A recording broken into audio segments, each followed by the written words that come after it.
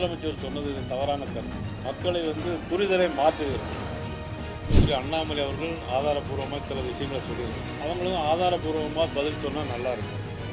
காவல்துறை குற்றப்பத்திரிகை தாக்கல் செய்யும்போது சரியான முறையில் அது தாக்கல் செய்திருந்தால் அந்த சாருக்கு விடை கிடைக்கிறது. ஆனால் காவல்துறை எங்கேயுமே சரியான முறையில் தன்னுடைய கடமைகளை செய்வதில்லை. 10 வயது சிறுமி பாலியல் பலாத்காரத்தை மனு கொடுக்க போன அந்த பெற்றோர்கள் மீதே புகார் சொன்ன போலீஸ், அந்த வழக்கு என்னாச்சு?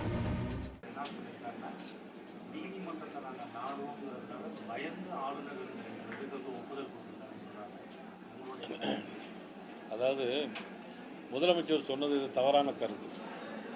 மக்களை புரிதலை மாற்றுகிறது.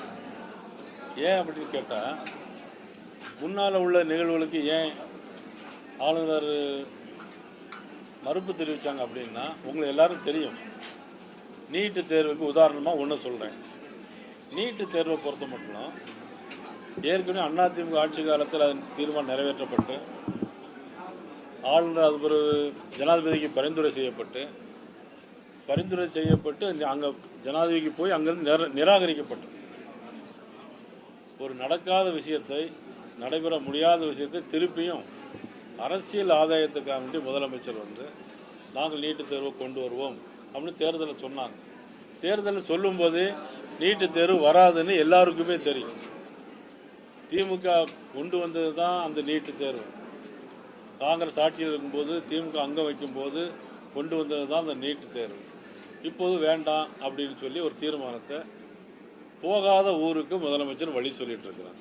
ஒன்று, முன்னாள் முதலமைச்சர் மதிப்புக்குரிய கலைஞர் அவர்கள் ஆளுநருக்கு தான் அதிகாரம் வேணும்னு கேட்டாங்க. அப்படி ஒரு தீர்மானத்தை சட்டமன்றத்தில் கொண்டு வந்தாங்க. இப்போ நம்மளுடைய முதலமைச்சர் என்ன சொல்கிறாங்கன்னா, ஆளுநருக்கு அதிகாரம் வேண்டாம், எங்களுக்கு தான் அதிகாரம் வேணும் அப்படின்னு கேட்குறாங்க.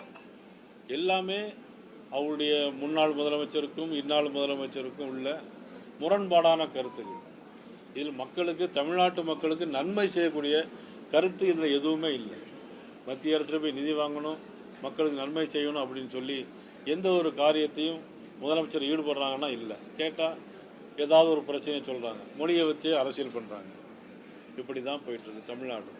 இதுக்கெல்லாம் ஒரு விடிவு காலம் வரணும். மக்களை ஏமாற்றக்கூடிய அரசியல்வாதிகளை அரசியலிருந்து அகற்றணும். நல்லவர்கள் ஆட்சிக்கு வரணும்.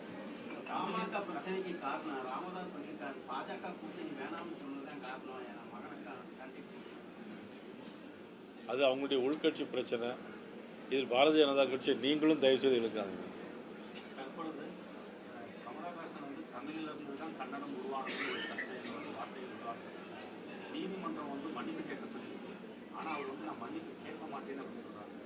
அதாவது அவரவர்களுக்கு அவருடைய தாய்மொழி புரியுது.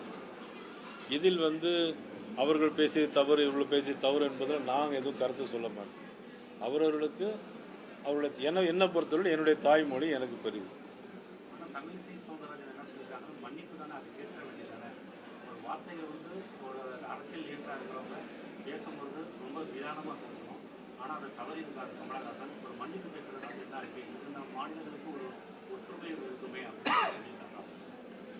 என்னை பொறுத்தவரை மாநிலங்களுக்கு ஒற்றுமை வரணுங்கிறதுல 100க்கு 100%. ஏன்னா நாங்கள் அகில இந்திய கட்சி.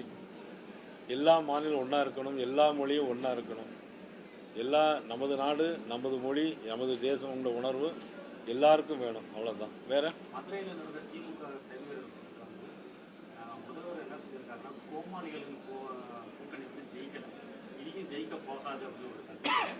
அது அவர் சொல்லிக்கிட்டாராங்கிறது எனக்கு தெரியல.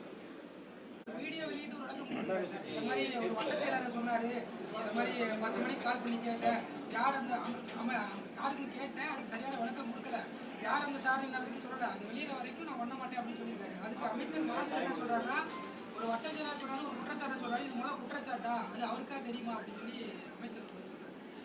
இதில் மதிப்புக்குரிய அண்ணாமலை அவர்கள் ஆதாரபூர்வமாக சில விஷயங்களை சொல்லியிருக்காங்க. அவங்களும் ஆதாரபூர்வமாக பதில் சொன்னால் நல்லா இருக்கும். என்னை பொறுத்தவரைக்கும் அதே பிரச்சனை தான், அதே கேள்வி தான் நானும் கேட்குறேன். அதாவது நீதிமன்றத்தினுடைய கருத்துக்குள்ளே நான் போக முடியல, விமர்சனம் செய்யக்கூடாது. ஆனால் அதே நேரத்தில் காவல்துறை குற்றப்பத்திரிகை தாக்கல் செய்யும்போது சரியான முறையில் அது தாக்கல் செய்திருந்தால் அந்த சாருக்கும் விடை கிடைத்திருக்கும். இன்னொன்று, இப்பொழுது அவசரமாக திமுக ஆட்சிக்கு வந்து 4 ஆண்டுகள் ஆகிவிட்டது இல்லையா? 4 வருஷம் ஆகிட்டா இல்லையா? 4 வருஷம் ஆகிடுச்சு. எத்தனையோ பாலியல் வழக்கு 2024 உரத்த நாட்டில் துணை முதலமைச்சருடைய ரசிகர் மன்றத்தில் ஒருத்தர் இருப்பதாக, அவர் பேர் கவிதாசன், ஒரு பெண்ணை பாலியல் பலாத்காரம் பண்ணார். அந்த வழக்கு என்னாச்சு? ஏன் அந்த வழக்கை முடிக்கலை? அண்ணா நகரில் மனநலம் குன்றிய ஒரு பெண்ணை 1 வருடமாக 10 பேர் மானபங்க பாலியல் வன்கொடுமை கொடுத்ததாக சொன்னாங்க. அந்த வழக்கு என்னாச்சு? அதே மாதிரி 10 வயது சிறுமி பாலியல் பலாத்காரம் பண்ண போய் அந்த பெற்றோர்கள் மனு கொடுக்க போன அந்த பெற்றோர்கள் மீதே புகார் சொன்ன போலீஸ், அந்த வழக்கு என்னாச்சு? இது என்னாச்சுன்னு நாங்கள் அண்ணாச்சிட்ட தான் கேட்குறோம், பதில் தான் இல்லை. இதுக்கு மட்டும் ஏன் அவசரம்? இப்போ நீங்களே ஒரு மனசாட்சியோடு சிந்தித்து பார்க்கலாம் இல்லையா? இந்த வழக்கு வந்து இதே மாதிரி எல்லா வழக்கையும் 157 நாட்களும் முடிக்கணும். இந்த வழக்கில் அப்போ யாரை காப்பாற்றுவதற்காக? வேற என்ன யாரு சம்மந்தப்பட்டிருக்கா? உண்மைதான். 8 கொலை இல்லை, அப்படி ஒரு நாள். அதான் காவல்துறை வந்து எங்கேயுமே சரியான முறையில் தன்னுடைய கடமைகளை செய்வதில்லை. எப்பொழுதெல்லாம் திமுக ஆட்சிக்கு வருதோ அப்பெல்லாம் காவல்துறை வந்து அந்த திமுக ஆட்சியினுடைய ஏவல் துறையாக மாறிடுது. இதுபோன்ற செய்திகளை மேலும் தெரிந்து கொள்ள எங்களது யூடியூப், ஃபேஸ்புக் மற்றும் ட்விட்டர் ஆப்களை சப்ஸ்கிரைப் செய்யவும்.